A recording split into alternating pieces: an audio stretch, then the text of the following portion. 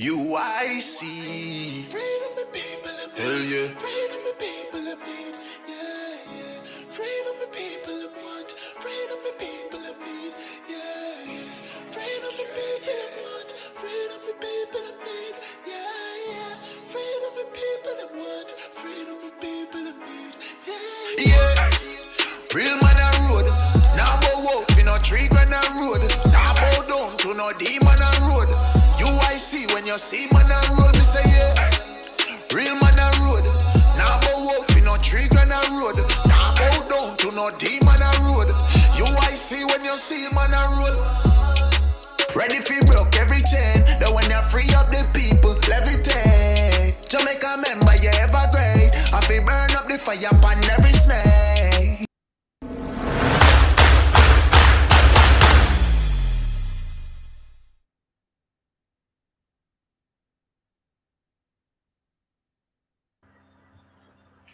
Hello and good evening to another edition of UIC Liberty TV. I am Joseph Patterson, President of UIC Jamaica, and as usual, it is my pleasure to be with you this evening. We're going to be talking about a very important topic in the Jamaican landscape, scamming, and the fact that it has become a national crisis, feeding into crime and violence and impacting down to our school children.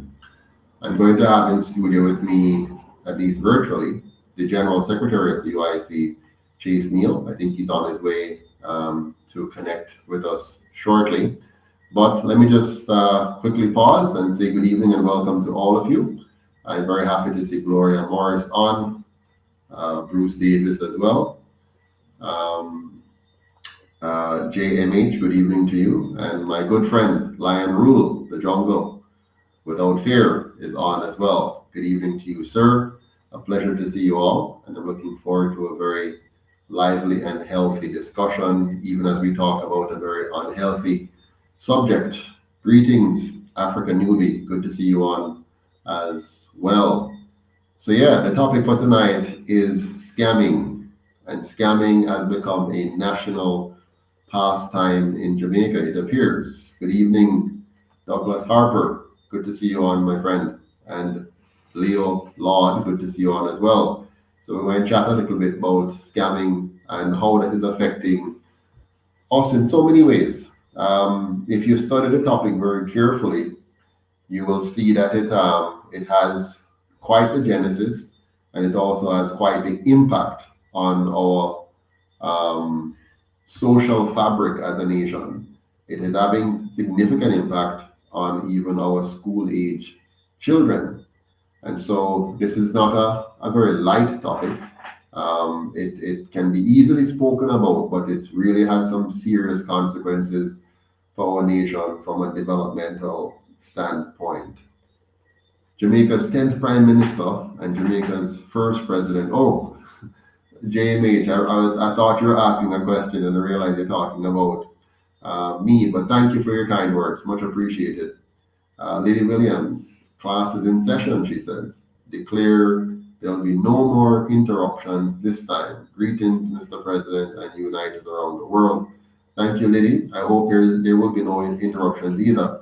I had a little chat with my internet providers, and I must say I also bought some additional security, some additional what do they call it now? IT security in order to stop certain activities from taking place.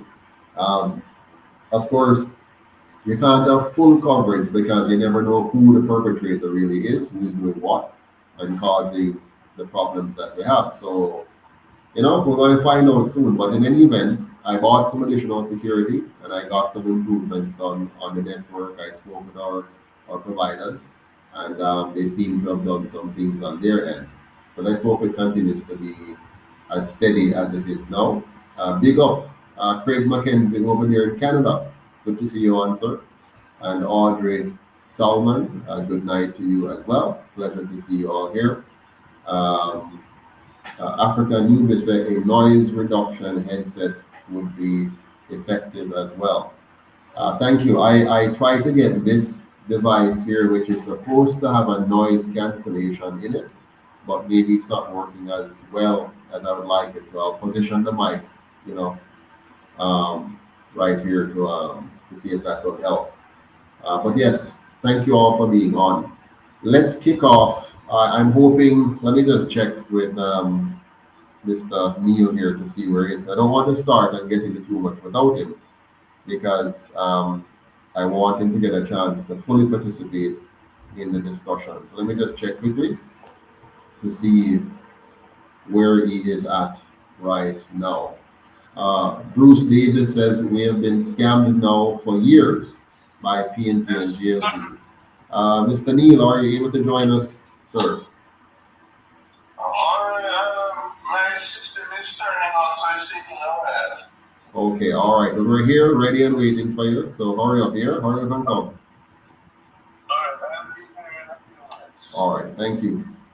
Yes, so Bruce Davis is online here saying we have been scammed now for years by PNP and GLP. So what we're now seeing are fruits from what we keep voting for. You are very right, Mr. Bruce Davis, very, very right about the impact of the scamming of the two major parties and how that has seeped into the culture of our country and made scamming a norm. And I think many people, when they hear about scamming, they're thinking about some young people in an abandoned building with some cell phones making calls to Americans mostly and getting them to part with their retirement funds. But scamming is bigger than that. I mean, as a matter of fact, the biggest scammers in the world are our governments and those who control our governments. They have been scamming like crazy. In fact, even right now, what you're seeing in terms of inflation is a massive scam because what they've been able to do is to use money printing, irresponsible money printing, printing money without any connection to productivity. So it's not backed by productivity. And as a result of that, they are scamming our hard-earned money by devaluing it because the more money you push into an economy without commensurate productivity to match that money, you're really just stealing value from the monies of the other people who have earned it. Yeah. So in the fraudulent banking system, what they do, they print new money, which is not backed by any productivity, and they give this money to the first holders, which normally are the banks. The bank gets to then lend out this money, this free money, at interest to the government and to citizens to buy houses and inflate the price of houses, and by extension, steal some of the value of the monies that others have earned legitimately. And you experience the stealing of your wealth by what is called inflation. So inflation is really just a theft of a portion of your wealth which you have earned when you went to work and get your salary. So this is serious enough. And the day you understand this is the day you realize what an enemy government is in its current form, what a serious enemy it is to your own well-being. Whether you're in Canada or the USA or Jamaica or England, the same manner of theft goes on every day. And that scam is in the trillions of dollars, but those scammers are not on anybody's radar to be hunted down and tried and charged and tried and put away. Those scammers are doing it legally. And remember, legal doesn't mean right. Not because something is legal means it is right. Yeah? For example, slavery was legal, but it wasn't right. And so government and those who control our government scamming us isn't right. Yeah? So, but we're going to start off by talking about what we commonly know as scamming in Jamaica and try to understand the relationship between that and other areas of our country, such as the, we call it now, the music industry, or the education sector, or the economy, or for that matter, governance in total. How does governance play a part in what we now see as scamming? So let's welcome now our General Secretary of the UIC and the Shadow Minister for Education and Human Development, Mr. Chase Neal. Welcome, Mr. Chase. How are you doing, sir? I'm okay. I'm good. Wonderful. Good to see you. Good to see you. I see you All right. wearing a UIC blue shirt. That's lovely. Mr. Yeah, so 1 second, Chase. We'll pick up a few more people. Big up to Audrey Summon. Welcome. She says years of corruption until it's impossible to cover up any more. Absolutely. And Mr. U. Wilson says, good evening, Mr. Patterson, and other listeners. Welcome, Mr. Wilson. Lion Rule is saying to everybody, share, like, share, subscribe, and invite your family and friends to subscribe to UIC Liberty TV so that they can all get the message when we send it out. AV, good to see you on as well. Three's Chicken, good to see you on, big up. And Nezook Komodi. The government and the police are the biggest problem in the country right now. I thought you were going to say they're the biggest scammers. If you said that, you'd be right. So, so let's begin, Mr. Neal, by a quick introduction of you, sir, by telling the audience in 60 seconds, who is Chase Neal? Right, good evening, good morning, good afternoon, everywhere you are, Jamaicans, both home and in the diaspora. Also, Chase Neal is a teacher by profession. I have been teaching for 11 years. Well, taught for 11 years in the government system. Now I've been teaching for 4 years online as an English tutor. And I also run my own business where I do what's called touch therapy, life coaching, which uses acupressure, acupuncture, meditation, all sort of natural healing techniques along with life coaching to help people become their best selves. Now I work with the UIC. All right. I am currently studying for my doctorate in integrative medicine, which with a focus in naturopathic medicine, which is about, I said, similar to what I'm doing. Acupuncture, herbal medicine, and so forth. Apart from teaching, most of my time has been spent in youth development, particularly in cadets. In Jamaica Combined Cadet Force, I'm a lieutenant, and I also volunteer with a church-based and church school-based cadet unit, Ranger Cadet Combined, of which I'm the elected commissioner. I think that's a little about me for now. I hope I didn't go over the 60 seconds. All right, thank you. Oh, you're muted, Mr. Patterson. Oh, I was saying, very good introduction. I think everybody knows who you are now, and they can't miss it at all. So welcome to you, sir. And you know what the topic is tonight, that we're going to talk about scamming in Jamaica. And particularly, I want us to look at the cause. What is causing the problem, and also what we can do to address the problem, or what the UIC will do when it takes over the government to fix the problem. But before we go further, let me just welcome former membership director Janet Chakanowski, who is also a director without portfolio in the UIC. I see her on. And I also want to acknowledge Norman McKenzie.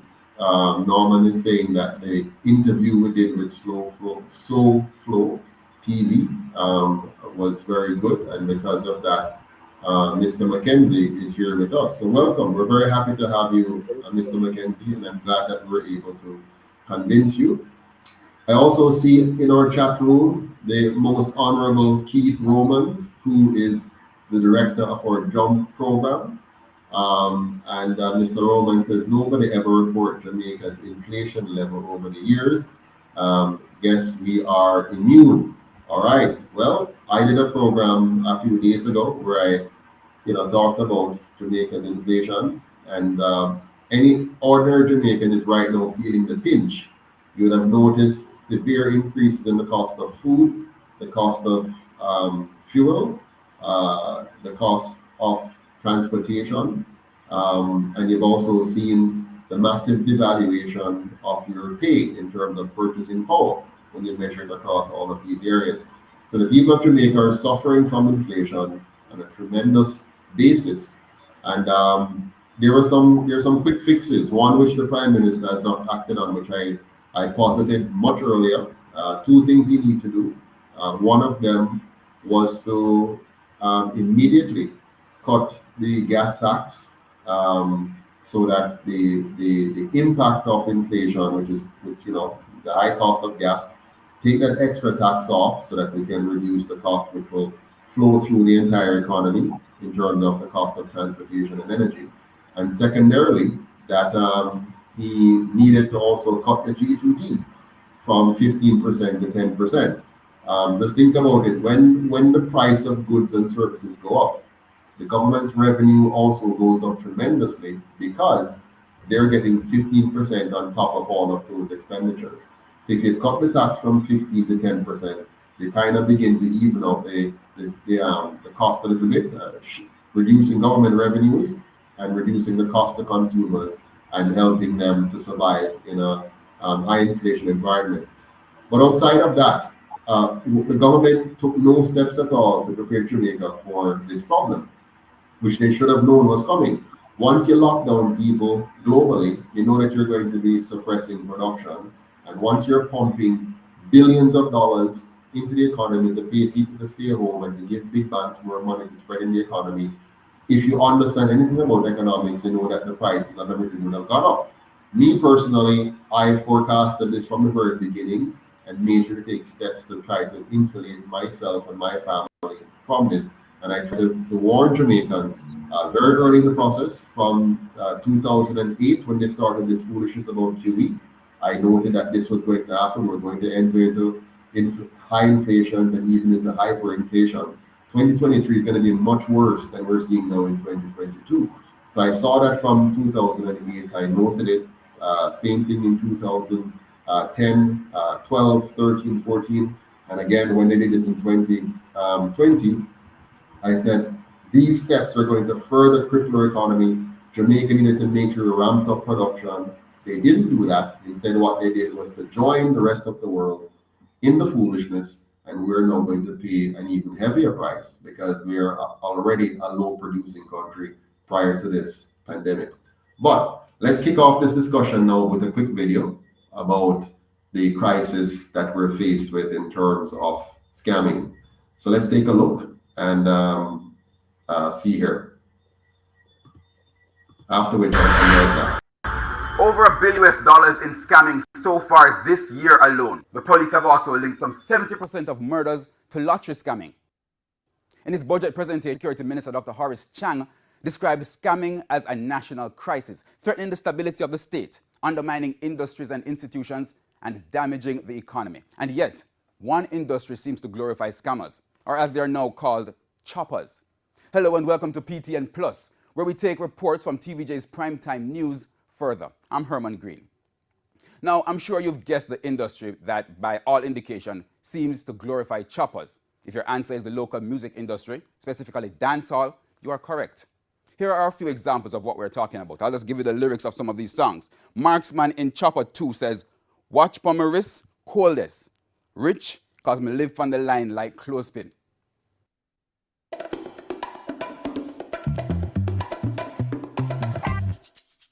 Starting now, TJ in Bitcoin, them a chop, but the whole of them a chop small. Cryptocurrency, you know some stocks tall. Basically, money from chopping or scamming being invested to make millions, or they get millions to invest. Now, Governor has a song called the Chop Chop. Says, real banger, first chop, must spend it pun. You fly like pelican, 120 grand. Now, all these songs basically show you that chopper or scamming is seen as the way to go in terms of making money. Now, it's not the first time that dancehall artists are being accused of glorifying wrongdoings, but with students now reportedly dropping out of school to become scammers or scamming while in schools, it is a cause for concern. I'm joined by cultural lecturer at UWI Mona, Dr. Sanja Stanley Nair, and renowned dancehall producer CJ the Chemist, who has himself produced a few of these songs. Welcome to both of you. Thank you so much for having us. Good. Now, Dr. Stanley Nair, I'll start with you. We have been here before, but from your perspective, how much more troubling is the situation this time around? You know, yes, we have been here before. I recall in my own involvement since 2009 being asked to comment on things related to the link between Jamaican music and crime and violent acts and so on. So whether it's, you know, sexual violence, gun violence, domestic partner violence, you know, violence against children, scamming, extortion, all of these things are symptoms of larger problems in our society, and we constantly talk about the music. So the two things I want to say: there's no definitive study which has linked criminal and violent acts to Jamaican music. And if we want to do a study, there are some methodological questions that would have to come into play. Are we going to be talking to the people who have committed crimes already? Are we going to be talking to people who are producing music? There are some questions there. But let me quickly add that the second thing, and perhaps the most important thing, is that I have long articulated for an examination of our social conditions, which implicate every Jamaican, including singers, songwriters, players of instruments, producers, engineers, studio owners, all of us. And I've seen a rise in violent crimes since the 1960s. That's how long I've been looking at the statistics. Anyone can go to Jamaica Constabulary Force's website to see what is taking place in terms of violence, crime, and so on. Scamming is just the latest thing that we're talking about. But if we are a country interested in symptoms over real solutions, we're going to constantly come back to this place. All right, well, I think the issue now, you pointed it out that the link has always been there with social issues and the link with dancehall music. But I think before there were cases. No, I never said that. I said there is no definitive study that has made that link. But the questions have always been raised. Right, we've had the discussions before. In this case now, where basically scamming is stealing, I think most persons are uncomfortable with the fact that persons are saying, hey, stealing to get rich is good, or this is what I do. And some persons, young children, seem to take that as a directive to do so. Your comments on that view of it? No, absolutely. That stealing to get anywhere in life is absolutely problematic. It's morally wrong. It's ethically problematic. We must, as a country, be looking at our social conditions. And I'm saying that in this context, we are all responsible. Crime is costing us a lot of money. We heard this in 2018 from the minister. We can hear it again in 2022, the current minister saying crime is something that's costing us a lot of money, even just to put people in jail, to feed people. It's costing us in terms of industries. It's costing us in terms of reputation. We must, as a country, begin to look at these problems and begin to engage the very people who are making music to come to some proper solutions. Okay, I want to bring Chemist in now. Chemist, you have worked with several artists and produced these chopper songs yourself. You agree that scamming is wrong, right? So why do you produce songs glorifying it then? I wouldn't say produce songs to glorify it. I would more put it like to cause awareness. You know what I mean? You have to look at it on a positive side and not a negative side. If an artist is singing about scamming or chopping or whatsoever you want to call it, I would say it's more to aware people of the act, you know what I mean? Because if you listen to the song and you hear what he does and whatever, if somebody call your phone, I'm sure you're going to be aware, you're going to be, you know, you're going to be active, even in, like, you're going to be aware of it. So it's like, it can't reach you. So you're saying, so like, I would, in terms of awareness, you're saying potential victims, you're making them aware. Yes, basically, because clearly the artist is not a chopper. The artist is not. It's just singing about what is going on in the society now. You know what I mean? They know what is happening now. You All right. know. Well, I put this So to you. if I put this to you, chemist. Based on the songs students have, based on those songs, right? Students have declared scamming as their goal. Some of them pretty much want to leave school because they want to become a scammer. So, not the victims we're looking at now, but persons growing up saying, "Hey, this is what I want to do. I want to be rich." Don't you yeah, think the but I song don't think is actually pushing that? no, I don't think music have that influence on a person to even think. Cause I'm sure you listen to that music, and I don't think you get up and you want to do what the music is saying, right? Well, it seems like that's what the children are doing. But No, I can't. Well, I don't think there's any facts to that. To pin say that the music caused that. Because it's like you don't know what's going on in their life. You know what I mean? Probably they don't have it like that. You know what I mean?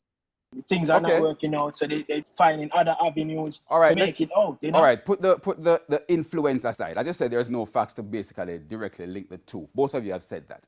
In terms of the image for the country now, I think the Security Minister, Dr. Horace Chang, he pointed out that the scamming, which is illegal, and we all agree to that, is costing the country in every way. If the industry is putting out persons saying, "Hey, I got this from the white lady from overseas, and she sent me millions," and overseas, their government, they're saying, "Hey, be careful of these persons because they're robbing millions, they're taking away your life savings, your pension, and all of that." It paints the country in a negative light. They're seeing these songs saying, "Hey, this is what I do." Don't you think that image overseas is troubling? Do you know what happens if you pour sugar into a carved out onion? This is a remedy as old as time.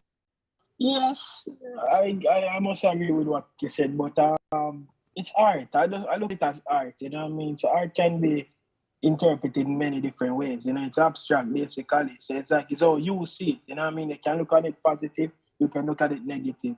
You know, it's what you take from it. But in terms of, let's say, it make the country look away. I disagree. You know, I wouldn't look at it that way. You know. Okay.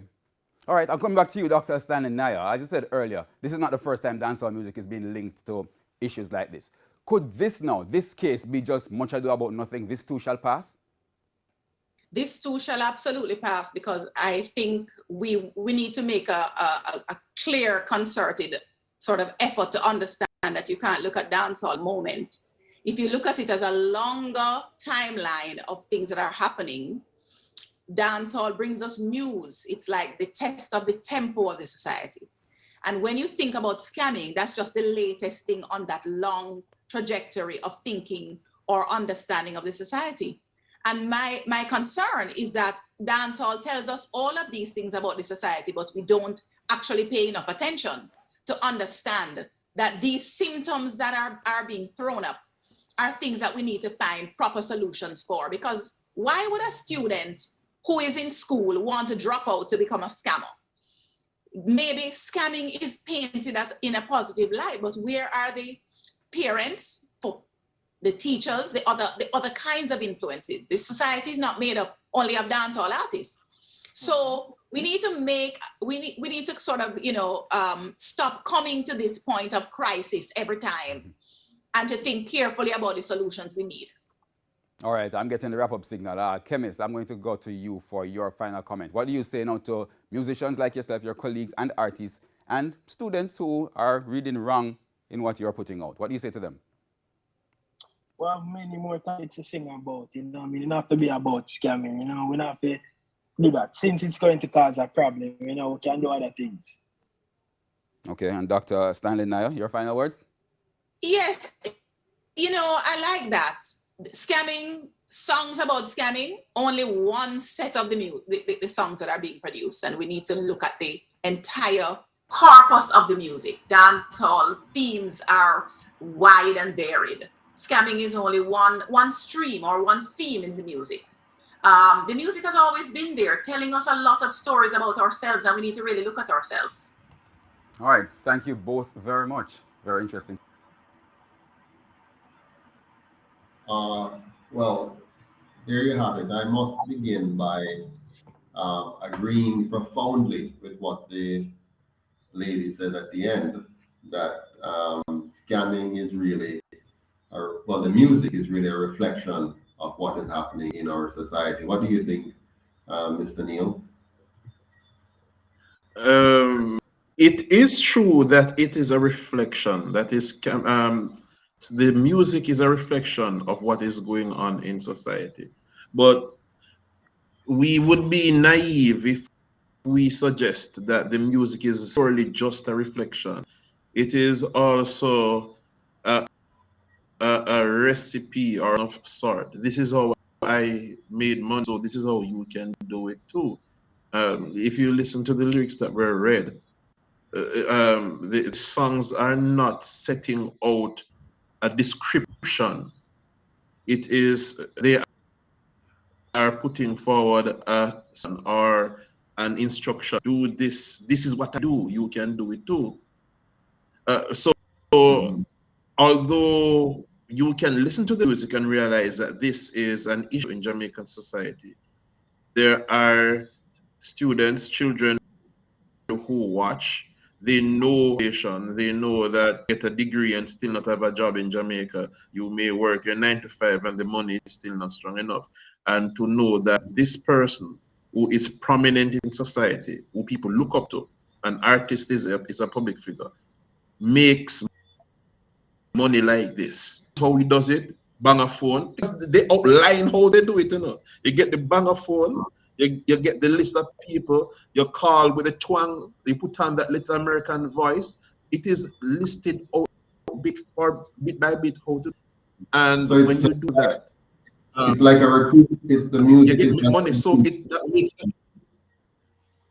So the music is like a recruitment tool. It's actually recruiting persons to Maybe join not the intentionally, industry. but it does. It does. Right. Maybe not But, intentionally, but it.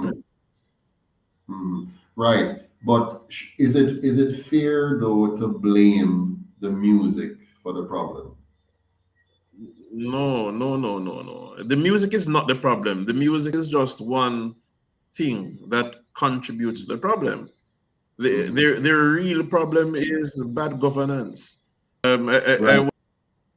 was actually doing some reading, and we see that, well, what was said was that these sort of crimes are caused by poverty, and where does poverty come from? But bad governance. So I just say bad governance overall. Yeah. But we're going to dig into it some more. So before we jump into bad governance, I want us to spend a little bit of time on talking about music. And I think you rightly mentioned that the music serves to influence behavior, because the music is telling, let's say, young people, the music is telling young people what a glorious life it is when you're a chopper, how you can benefit greatly if you're a chopper, and how positive sometimes the music views a chopper. So the music obviously can play a role of influencing and encouraging people to participate in it. But what comes first? The scamming had to come before the music.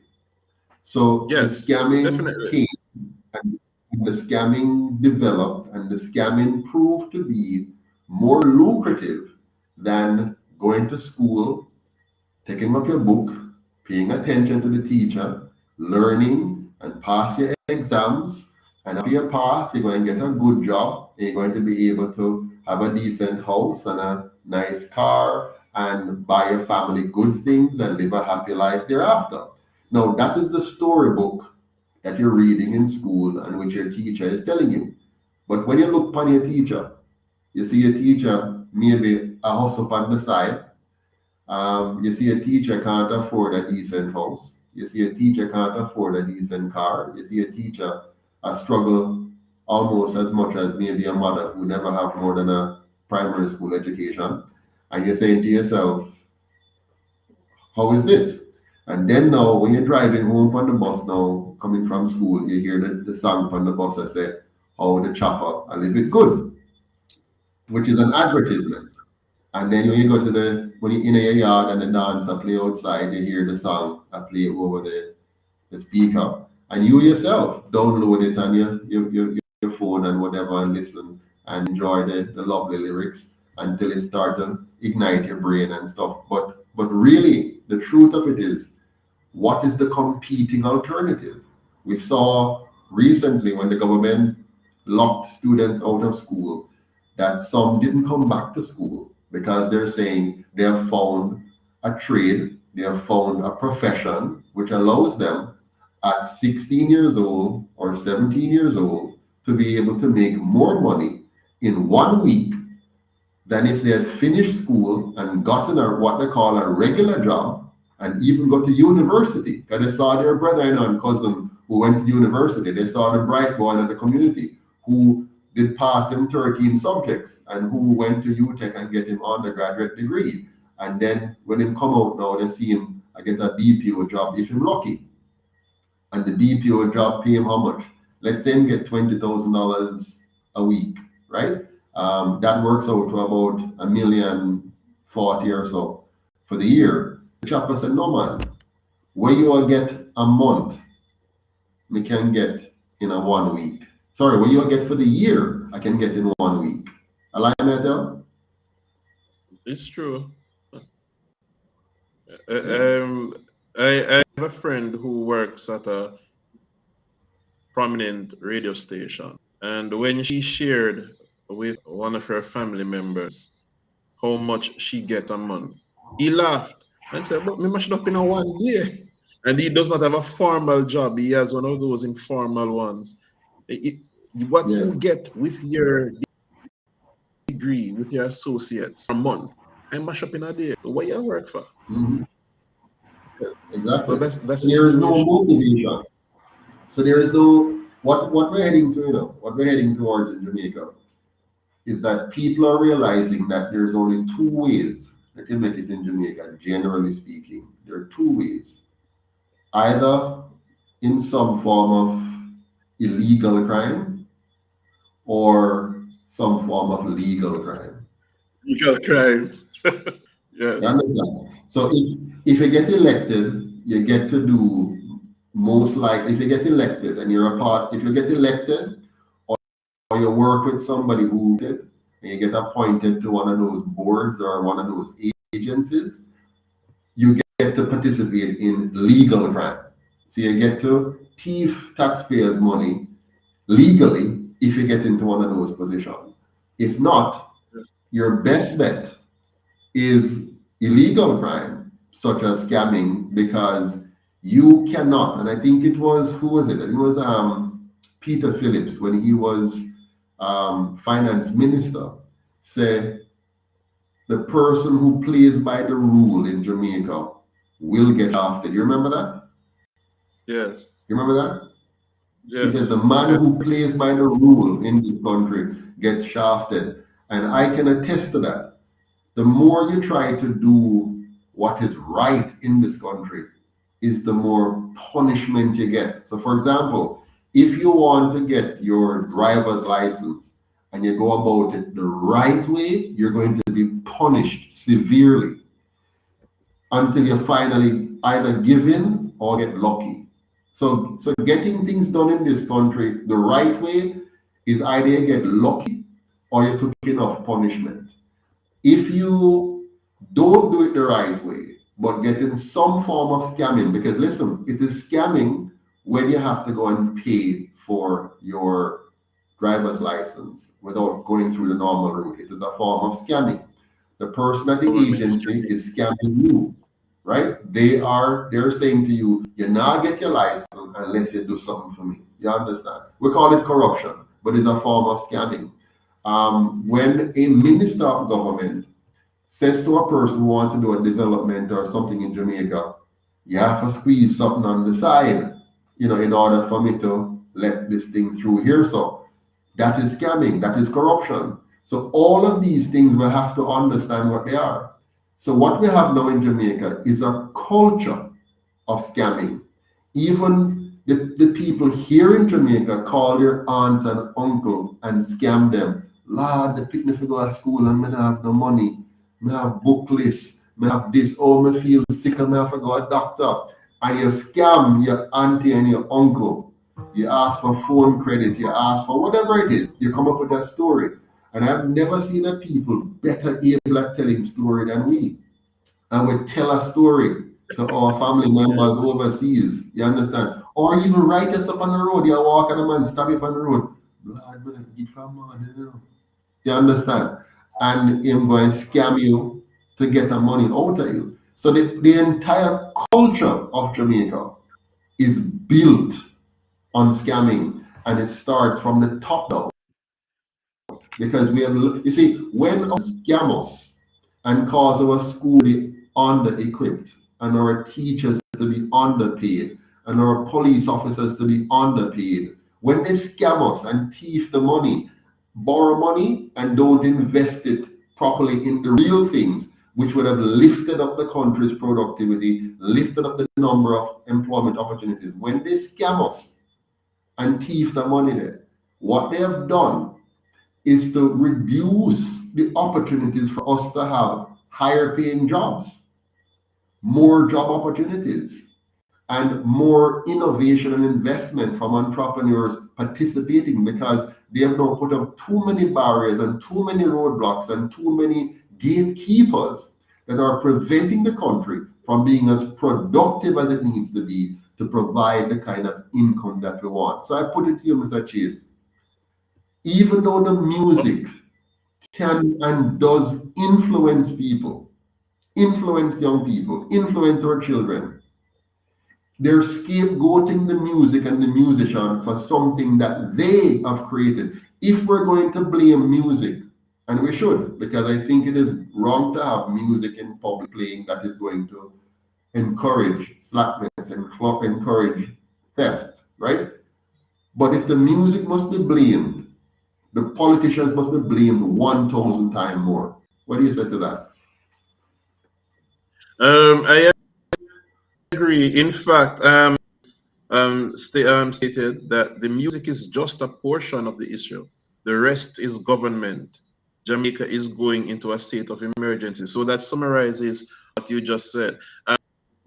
If the government or governance did not create a situation, then there would not have been that for the entertainer to sing about. So the problem was created. And the music does contribute in a small way to it. But why do they scam? Because there are no opportunities for people to achieve the legitimate way. All affiliate says, give a good example here. For example, when you are connected to the power grid legitimately. So many choose the bridge light. How many persons can really afford to pay this electricity bill? Not many. So to do. There is a peculiar situation, which is also a form of corruption or scamming. In St. May, there is a route from Port Maria to Kingston, and the island should not grant license for taxi drivers to ply the route from Port Maria to Kingston. Legally, we are supposed to go all the way to Highgate or Another Bay, and taxi drivers can get the route. People need to travel, and people don't have the extra money to spend, extra time to go all the way to Another Bay. So what do? Take the robot taxi that's running from Port Maria to Kingston. No, that's illegal, but still, that's a law that oppresses the people. It's illegal, and now to escape the taxi drivers are at the mercy of the loadermen who watch out for the police to tell them when they can come in, and they have to give the loaderman a thing out of their money, or they can't make no money. Scamming. But this situation was created by the government. So that is what it's like. Bad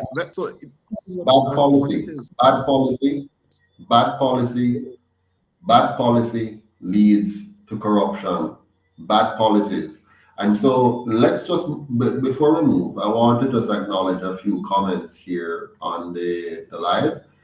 Somebody says that, Liddy says Monty Perkins used to say the same thing. And Liddy says shafted is the word. Yeah, the man who plays by the rule gets shafted. And Audrey Salmon said it's part of the culture indeed. And David Thompson said true talk. And Delric Sapphire Bond. Life with Queen says, when I read about the things the English and American did, yes, they were the biggest scammer. The English and the Americans scam like crazy. Them scam the Indian, them out of them land. Them scam even the Eskimos. I mean, nobody is a big fan scamming like the English people from England and the Americans.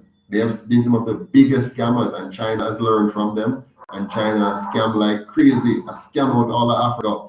So the whole world is living on scamming, and we have to be careful, though, in all of this, that we are not condoning scamming. So even though England and America and the government and the politician and all of them are scammer, we do not condone scamming at any level by anyone. And so what we're going to do now is say, let us find solutions. But before we go there, Desmond says, stop over-exaggerating. I'm not too sure what you mean, Desmond. Let me know who you mean is over-exaggerating, because many things we can over-exaggerate now on here. Scamming a big thing, and what Jamaica's level of scamming is small fries to the big scamming that is taking place even right now in the global economy, where billions of dollars in value are being taken from you and placed in the pockets of the small oligarchy that is trying to run the world, because they have devised a very, very skillful scam called the monetary system, the Bretton Woods system of money. They have been effectively scamming us. But we're talking about Jamaica right now, so I'm going to go back to that quickly. And I want us now to look, Mr. Chase, on the family. What role is the family playing in this scamming problem? Is the family the problem? Is it that the family, is failing and causing all these young people to choose scamming as a way of life, as opposed to having mommy and daddy guide them in the appropriate way? What are you seeing here? What's your thoughts on this? Yes, we do see that there's a failure in family and the family structure. And whereas before, people would have taught the children to satisfy if they're poor, but now we see a change. We don't have the same values as before, and a part of that also is because of the situation that exists. The family is affected by society, and the ills of society is brought on by bad governance. So it still goes back there. But yes, there is a breakdown in family structure, in values that are passed on by family. So the youth grow up without these values, and that contributes also to this wider acceptance of scamming and other crimes. Let me add to what you're saying. You're so right. I want to add to what you're saying by looking a little bit on what really happens in many of our homes here. Imagine yourself as a child growing up, and you see your parent or parents, if you have two, if you're lucky enough to have two. If you're like me, you only had one at the time, a mother. But you're in your house, you're in your home, whatever that is, and you notice that for your parents to make ends meet, them a thief light. If your mother and father or mother, whichever parent or guardian, have a thief light to survive, that already sets up a moral conflict in your mind. Is stealing wrong if your parents have a thief light or they chose the thief light? If them a thief water, if they work somewhere and them a thief things from the employer and bring home, maybe they work at a restaurant and then thief a piece of chicken, thief some flour, thief some cornmeal, or they're working at a auto shop and they thief some parts and sell it from the black market. These are serious things, This is what many children are growing up with every day. Let's not fool ourselves. Let's not pretend as if there's some. I was many times talking about all this. Listen, many homes, the children are growing up seeing their parents thieving to make ends meet. Thieving. They also hear when the parent scam the family member abroad to get some money, tell lie to the kid something is going on or whatever, and the child is seeing this. So all of this is registering in the mind in there. But as the General Secretary says, this is all coming from the bad governance issue. But let's look even closer. Every year, our education system fails the vast majority of the students who are coming out into society. You're a teacher, Mr. Cheese. Do you know the ratio? When I checked the last time, it was about 70%. The failure rate was about 70% who fail to get basic outcomes, like 2 subjects with maths and English and whatever. 70% was failing. Is that the number you're aware of? It jumped sharply in the 2-year lockdown. Yes, it's worse now. Yeah. But think about it. It's worse now. Think about a country where every year 70% of the students are failing. They don't have the basic computational comprehension, expression, analytical reasoning skills that you should expect the normal graduate from high school, the school leaver from high school. So you finish, how many years that? Some 15 years of school. So you finish 15 years of school, and I see them here in my community. You finish 15 years of school and you can't write, spell, read, and compute properly. What kind of country are we creating where 70% of our high school students are coming out without the basic competences necessary to be an effective citizen?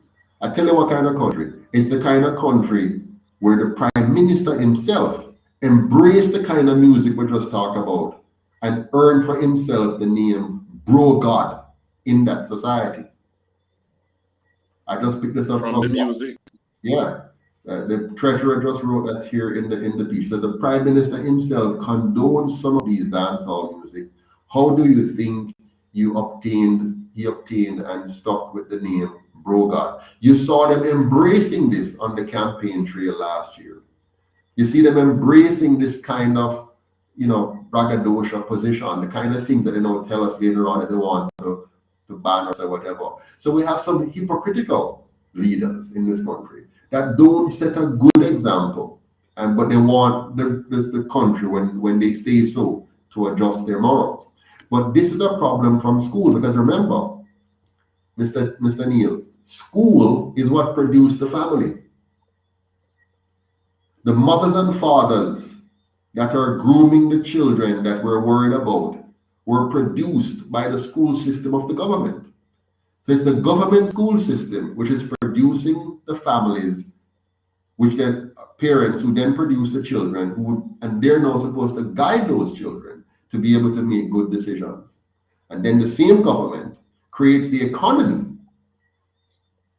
Let me make this real for us. The same government produced the economy that those students must look to for hope and say, based on this economy, I have hope in my country. When I meet my high school students from Sydney Pagan High School or from Porus High School, I'm going to be their guest speaker there for their graduation on the 28th, or from any of the schools around, like Covey High School, STETS or STATS or KT, and the students, them all want to leave Jamaica.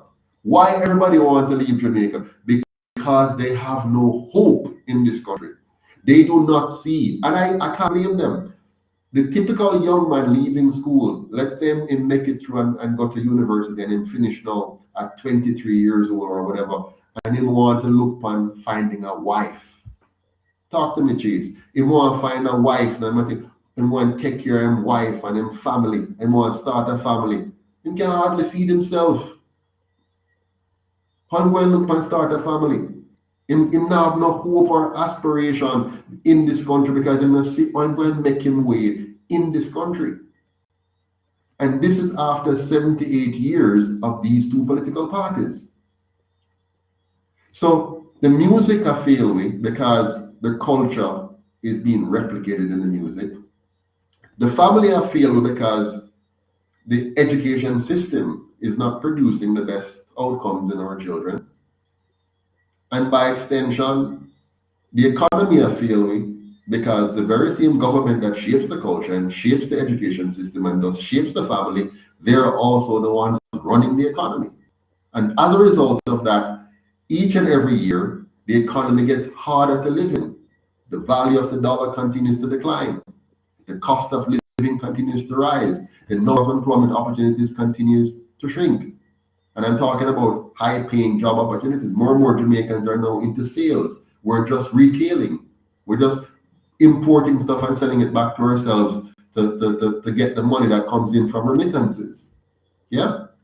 We only employ 150,000 people in tourism, a market that should have employed at least 500,000 people based on the competitive advantage of Jamaica. What am I missing here, Mr. Neil? What am I missing? Tell me. And the thing is, with all of this situation existing, it weighs down on the mind so that nationally, a lot of Jamaicans are depressed and just don't see any solution.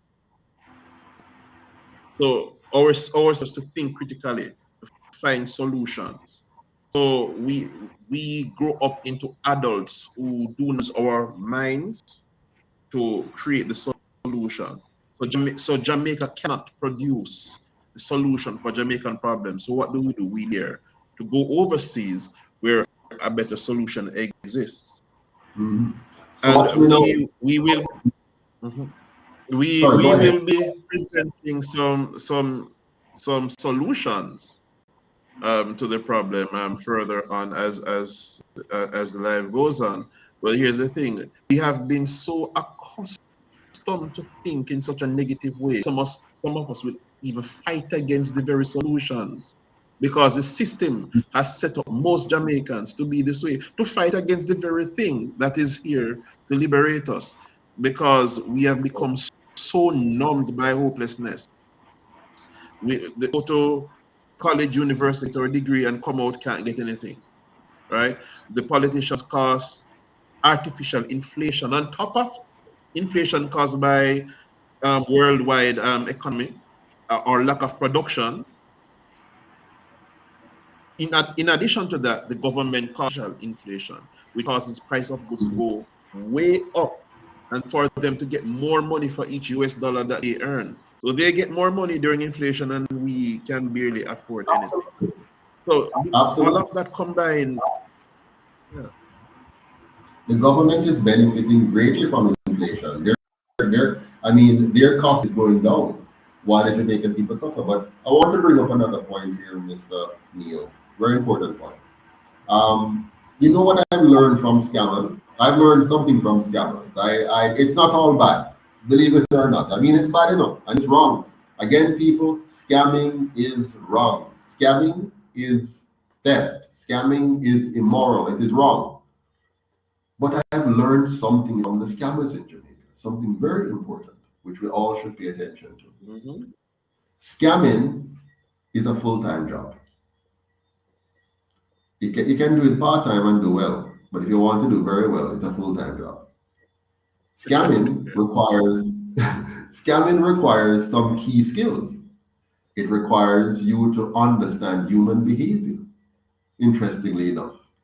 It requires you to be able to communicate effectively, interestingly enough. Yeah.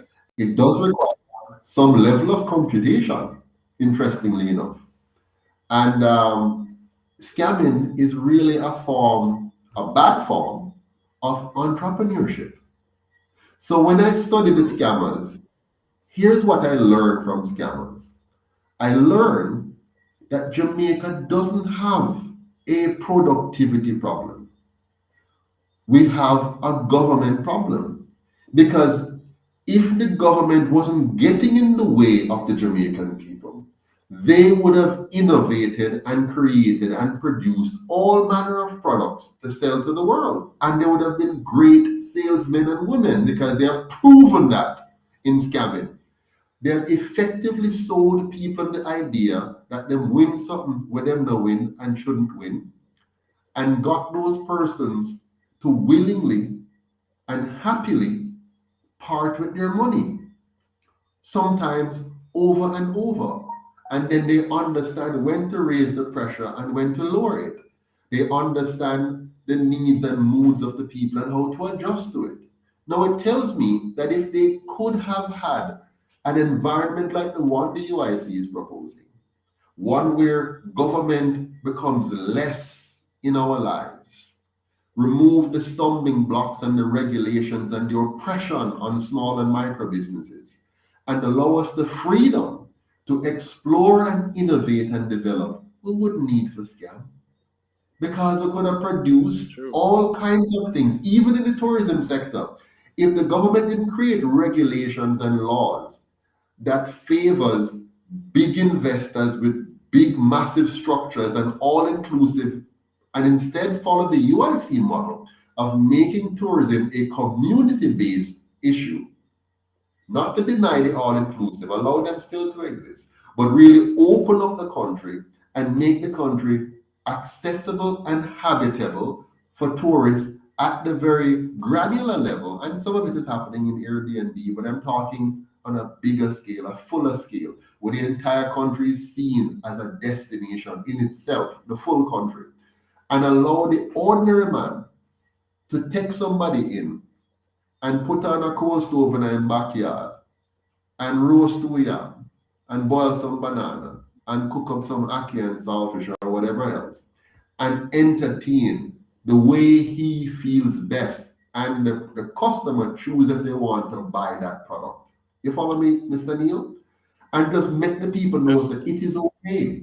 It is okay for you to have your indigenous form of entertainment and culture and food and whatever, and how you want to host your guests, and let the guests know they can come in and create a safe environment totally and bring the tourists right into all the nooks and crannies. So instead of us having 1.5 million or 2 million tourists a year, we have 10 million.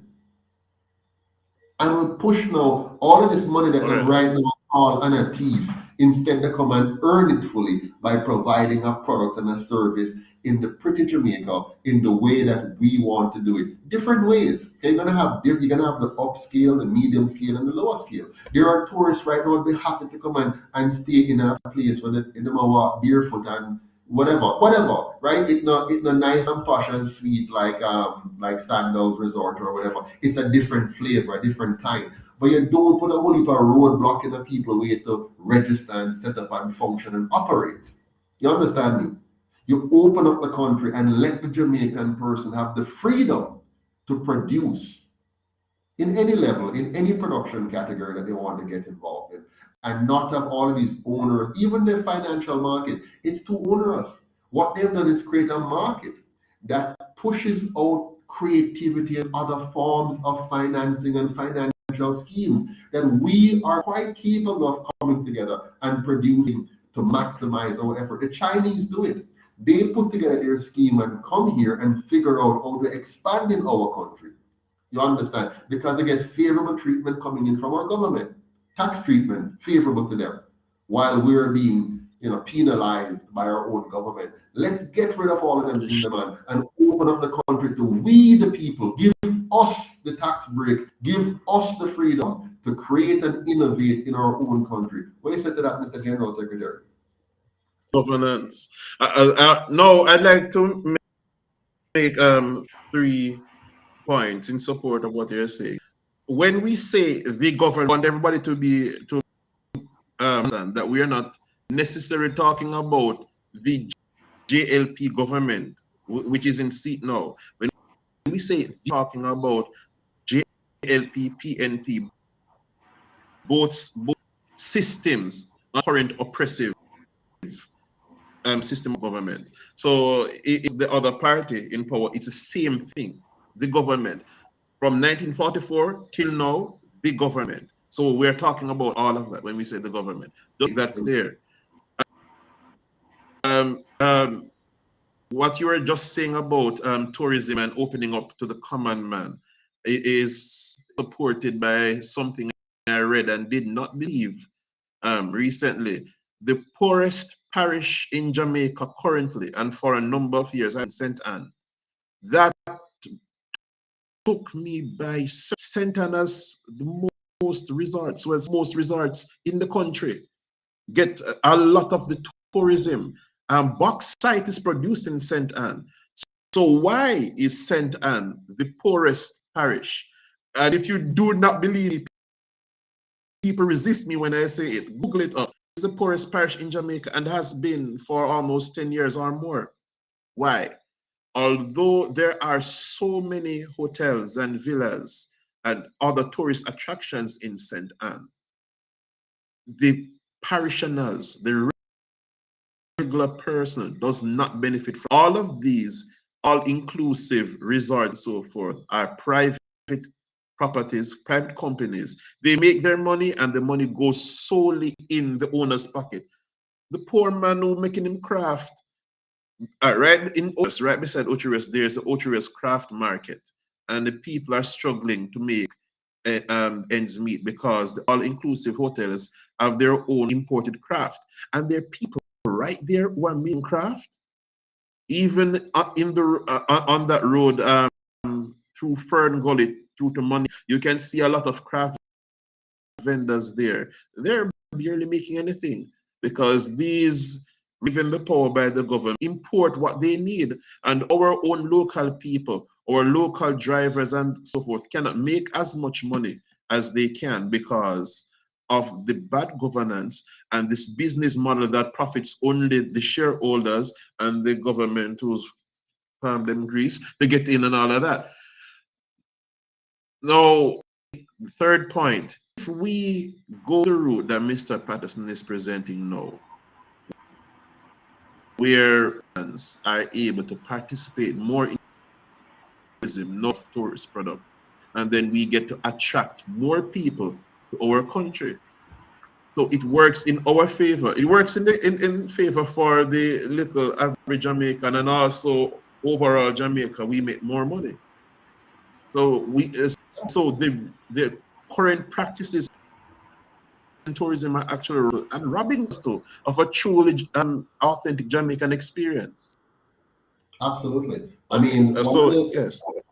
One of the things that they have done, Chase, is they have made the Jamaican economy something where only certain people get to access this economy fully. They always create barriers for the rest. For example, in a UIC government, a bank account is a right. It won't be a privilege. And the process for getting a bank account must be absolutely simple. And your identification card must not be a weapon. It must be something that allows you to just fully access the country. It must not be a government weapon that they can get to use against you for anything. So when you change the system and make the country now and the government a servant of the people, so everything we design now is designed to serve the people, not for the government, to give the government any special powers over you. It must be there to help you. So the banking system must be a free banking system. We call it free banking. And in free banking, what it means is that you have a true free market of banking, which allows a number of banking products and a number of banking companies to operate on a platform created by government that allows for easy access of the citizens to getting an account and being able to move money. How they keep the poor man out? They lock him out of the banking sector. In a subtle ways, that they do it. They lock him out of the sector because there are many Jamaicans who can't go again because of education. But watch me, the way that we have operated in scamming, I see that every Jamaican can be properly brought into the formal economy if you simply make the formal economy accessible and workable for every Jamaican, no matter their literacy level and whatever. You can create a system that brings everybody in. And what that does now, they can now engage in business at a higher level, and they can grow faster from micro to small, from small to medium to large. And what that will do, instead of having just a few big businesses now, okay, watch carefully now. Instead of having just a few big business now, getting to pick the best of us to work for them. And because it's only a few opportunities, they get to keep wages low and keep the majority at low wages. When you create the economy we're talking about now, create more entrepreneurial opportunities and quick growth from micro to small to medium to large. So you have more large companies, more medium companies, more small companies. And guess what? Because they have to compete now for labor, it will raise the labor rates. Right now, they don't have to compete because for every one person they hire, there's 50 they didn't hire who were just equally as competent. You understand? So because there are 50, they can threaten you. If you don't want the work, may have 49 more to choose from. You follow me? So if we change the economy so that small and micro businesses can grow rapidly because you have a model that allows them to grow, a banking model that allows them to grow, a capital acquisition model that allows them to grow, an education system which teaches them to grow, which gives them the competences in both human behavior and all the stuff that they're now doing without much training in the scamming business, and augment that with a little bit more intellect and intelligence on the way you design the school program. You will now have far more people doing better.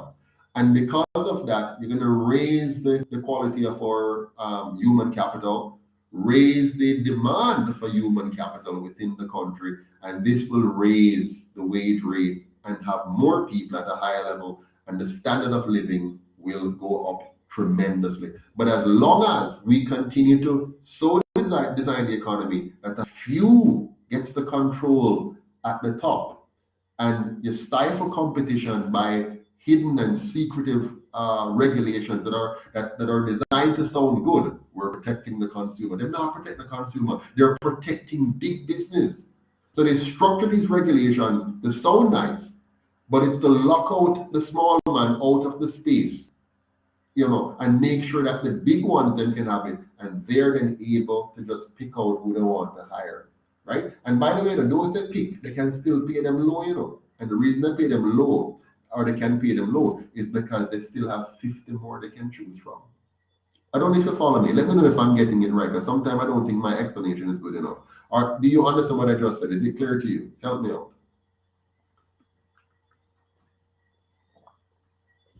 You're muted, Chase. Oh yes. Oh yeah. Sorry about that. All right. So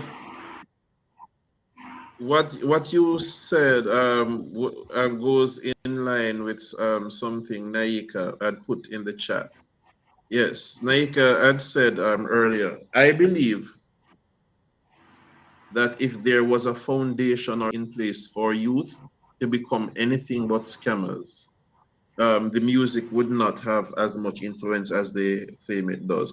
If the government puts in place policies and opportunities for youth set before us, then all of this scamming and other crimes would be severely decreased, if not almost non-existent.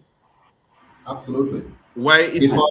Why is it? If our young people chase right now in Jamaica and the last 10 years had the UIC YES program, the Youth Employment Solution, where as soon as they finish high school, if they're not going on to university, they go straight into a job as an apprentice in a good company, and they're immediately, if they went from school and then they finished school, and immediately they're working in an office or in a factory or in a service sector, whatever it is, but they're immediately now utilizing the limited education they just got, right, from high school. And they're now using that immediately and building on it and building skills and confidence. In fact, what I want to do is like the way the Germans do it. From them get to a certain age in a high school, they're already involved in a part-time apprenticeship program. And so by the time they finish high school, they've built some good work ethics and some work skills already. And now if they're not going on to university immediately or to trade school immediately, they go full time into one of these industries, whatever the industry is, from us, whether it's the army or a manufacturing concern or a tourism concern, whatever it is. But they are building these skills immediately. So they don't even get any time now to go sit down and about them going scam and whatever, because they're fully employed already. Now, this would have raised the quality of the so-called labor force, right? And made sure that employers at every level, if a small entrepreneur just starting up, he will have people out there who he can hire, who can get this person. For example, a high school student who did coding, proper coding, a high school student who did proper coding in high school in their IT class can immediately be a highly productive employee in a company, managing various aspects of their IT infrastructure, helping to manage or helping to produce. Joining a software company, an incubator company somewhere in Kingston, Montego Bay, whatever, and building on that. But we just haven't created that kind of environment here in Jamaica. Again, that's policy, government policy. It's not properly focused on quickly building our human capital. It's focused on something else. It's like they're tone deaf to the reality of our people and the needs of our people. And so they're not meeting those needs. They're doing all kinds of, the government is busy. They're busy making announcement. Every day there's an announcement. But you can't see a coherent and cohesive plan to move the country forward from the grassroots up. It's just simply announcement and money thrown around here and there. Some people get rich in the process, but the problem remains intact year after year and get worse year after year. What are your thoughts? Sir, I see you've gone a little in my aspect of our education program. So UIC has an education plan, and we call that education plan LEAP, which stands for Learning Enrichment Advanced Program. Now, LEAP as the plan is designed not only to boost our students' academics, but to improve crime, decrease poverty, and boost the economy. So one aspect of LEAP that Mr. Patterson just spoke to, the youth employment service, yes.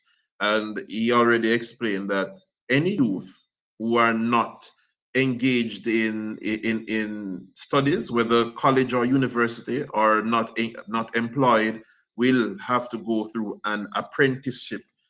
And while they are learning, they're being paid. So whether our youth are literate or numeracy skills, or they have already had enough subjects to matriculate to college or get a traditional job, even if they don't, they will still have the opportunity to earn and empower themselves through this apprenticeship. So really, how does it work? We have a lot of industries, whether it's the military, fire, paramedic, agriculture, manufacturing. I think it was around 15 different, at least, and it too. Now, you will be for at least a year learning. We know before the industrial revolution, apprenticeship was the way to go. You learn a craft practically, and then you practice the craft. And while they're learning, they're getting paid. What this will do is empower our Jamaican people to make life for themselves and not have to depend on crime and scamming. But let us look at the first pillar of LEAP. The first pillar of LEAP is centric curriculum, our education plan, that is LEAP, where we will teach a true African history, not just the one that they teach us about slavery, but the real African history and world history. And we'll focus on three things: understanding behavior, and understanding money. That part is very critical, but We look at all of the parts. Understanding self looks at how to and maintain a healthy mind, healthy personality and emotion, so that we have persons who have healthy minds and healthy outlook. Instead of this depression and frustration, we will have healthy knowledge of human behavior. So our youth will now be equipped with conflict resolution skills, with emotional intelligence. So not because a man make you feel like you get this, you're gonna dig off in your head or bust a cap in your head. You know how to positively solve problems. So you see how crime and domestic disputes can be decreased there. We'll know how to build relationships, know how to build social relations, intimate relationships. We can cut down the teenage pregnancy rate if people really know how to conduct themselves in a relationship. And understanding money.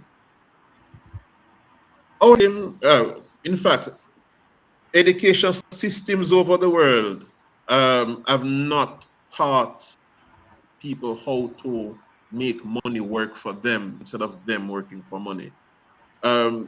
If you know to invest in Jamaica, you buck up on it. It was not in school.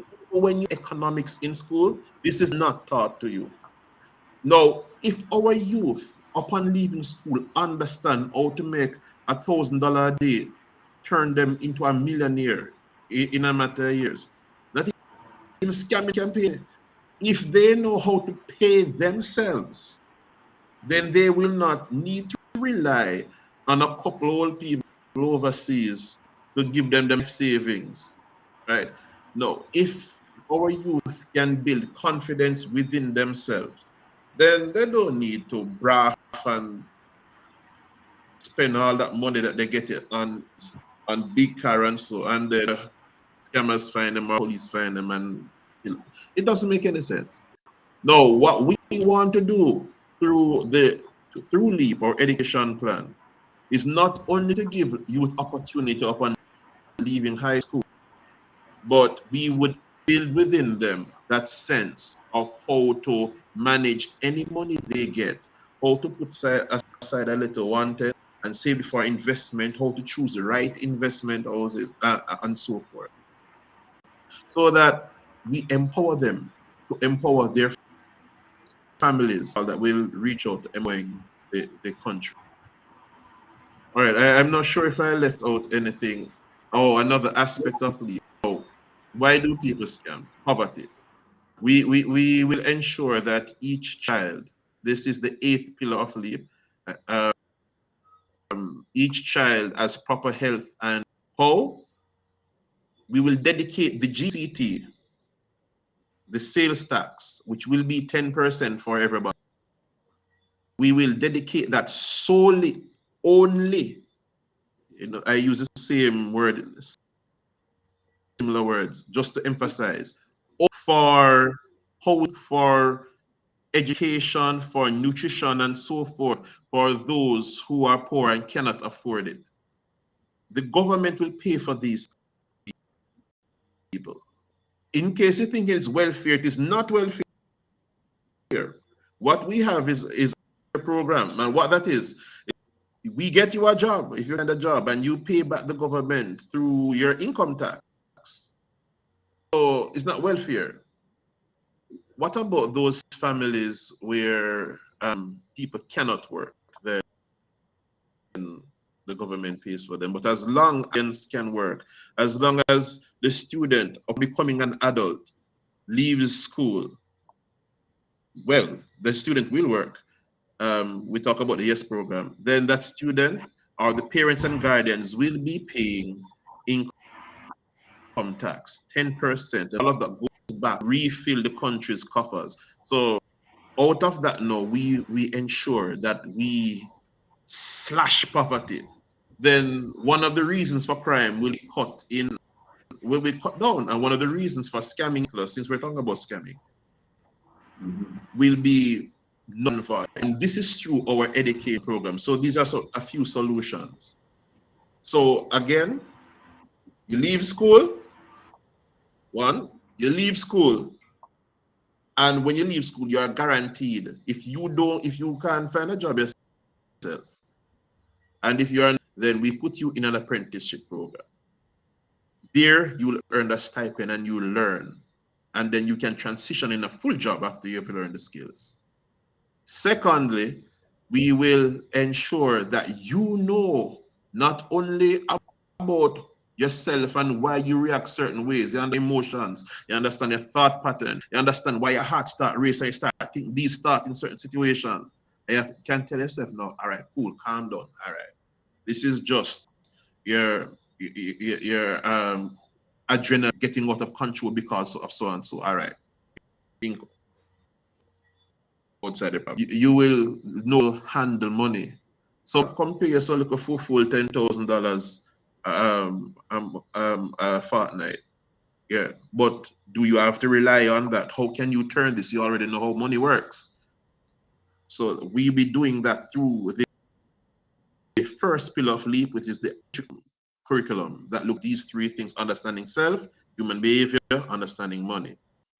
And then we ensure that all students and their families who need to eat, not just students, by the way, all the families who can't afford will be provided for.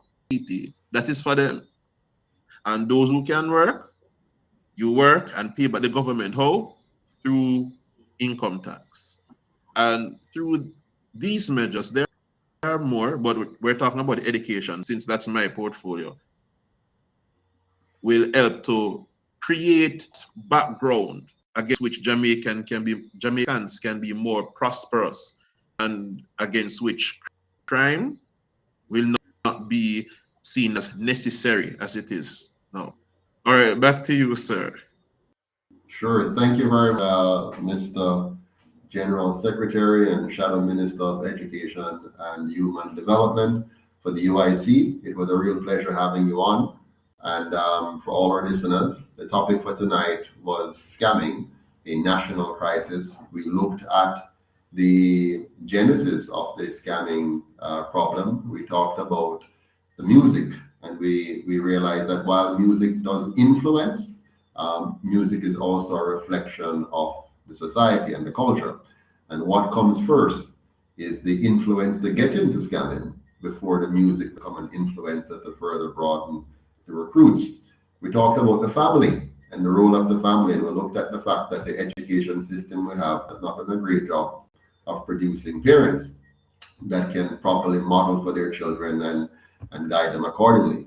And worst of all, we have an economy which has brought out the worst in our people. Children growing up in homes where parents have to steal electricity and water. All of these things break down the morals of the home, the morals of the child, the morals of the society.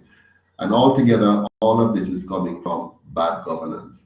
Government policy drives all the problems, the major problems you're seeing in society, from the music you're seeing, the homes that you're seeing, the education that you're seeing, and how that works out into the economy. It comes down to the difference between bad and good governance. You take a country, my favorite, Singapore, and see how their policies have produced a society of highly intelligent, productive citizens who don't have to use scamming to have a high income. You see a country that is very safe because the government itself has properly prioritized the tax dollars to keep them safe. You see a country that is clean. You see a country that is orderly. We in Jamaica, we can and we must create the same. We have the intellect, we have the ability to do no less than any other country. And the UIC government is going to make sure that we have a Jamaica that brings out the best in all its people. So until next time, one Jamaica, stronger together. Please continue to support the UIC. Have a good night, everyone. Take care. Thank you again, Mr. Chase. Take care. One Jamaica. One Jamaica, stronger together. Bye-bye.